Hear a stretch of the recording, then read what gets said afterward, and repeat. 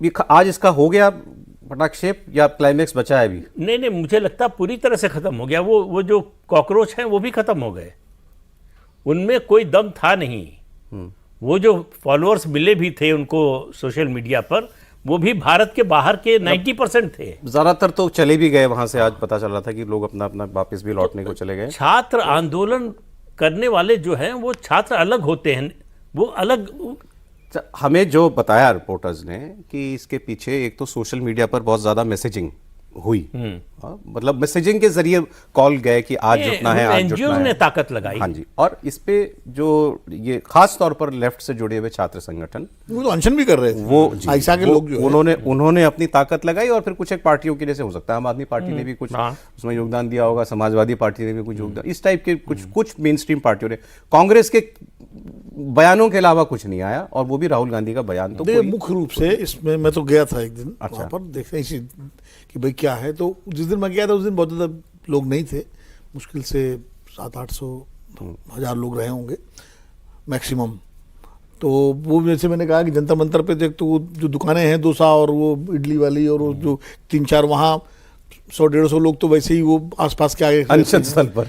हाँ, वो नहीं है, वो बड़ी पुरानी दुकानें हैं, प्रदीप भी जानते हैं, हम सब लोगों की बड़ी प्रिय दुकानें हैं, बहुत मशहूर है। तो मतलब मुझे लगता है गाड़ियों की लाइन लगती है। साउथ इंडियन का खाना जो है उतना अच्छा आपको किसी होटल में नहीं मिलेगा, बढ़िया वहाँ मिलता है। खैर, तो एक तो वो, दूसरा यूट्यूबर्स बहुत थे। हाँ, यूट्यूबर्स बहुत थे, और यूट्यूबर्स के साथ साथ जो लेफ्ट पार्टीज के जो एक्टिविस्ट थे वो थे वहाँ पर, उस तरह के लोग थे। और सोनम वांगचुक बैठे हुए थे, मतलब लेटे हुए थे, सो रहे थे। तो उस दिन कोई बहुत खाली भाषण हो रहा था कि बहुत ज़्यादा, चूँकि हम जंतर मंतर पर हमने बहुत सारे आंदोलन देखे हैं, एक पत्रकार के रूप में भी और ऐसे भी।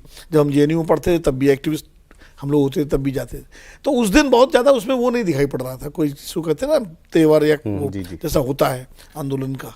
कई चेहरे ऐसे थे जो हर आंदोलन में रहते हैं। मैं नामी गिरामी चेहरों की बात नहीं कर रहा हूँ, कई ऐसे चेहरे हैं जिनको हम जानते हैं पिछले 40-50 साल से, वो हर आंदोलन में भी, मतलब वो मनमोहन सिंह सरकार के समय भी बैठ जाते थे, मोदी सरकार के खिलाफ भी बैठ जाते हैं, उसके पहले नरसिम्हा राव के, मतलब जो थी सरकारें वो, तो कुछ 10-15-20-25-50 लोग वैसे भी आते रहते हैं, कुछ एक लोग हैं। तो एक्टिविस्ट है, परमानेंट एक्टिविस्ट। ये आंदोलन जोर पकड़ा, जो आप सही कह रहे हो। एक तो सोनम वांगचुक के आने से इसको एक क्रेडिबिलिटी मिली।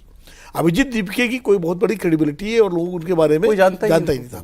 सोनम वांगचुक का चूंकि उनके काम की वजह से, और बाद में जो लद्दाख में घटना हुई और NSA लगा, उसकी वजह से उनका एक नाम तो हो ही गया था। उनके आने से क्रेडिबिलिटी मिले, उनके अनशन जिस तरह चल रहा था, और 18 दिन जब हो गए तब उसे जोर पकड़ा और फिर उठाया गया उनको। तो सहानुभूति, Sonam Wangchuk plus NEET plus सब जुड़ गया। और पुलिस ने इसको, आज जो घटना हुई है, पुलिस ने अंडर एस्टिमेट किया। इसलिए पुलिस ने उतनी तैयारी की थी कि साहब वो जंतर मंतर हम घेर लेंगे, ये लोग जा नहीं पाएंगे।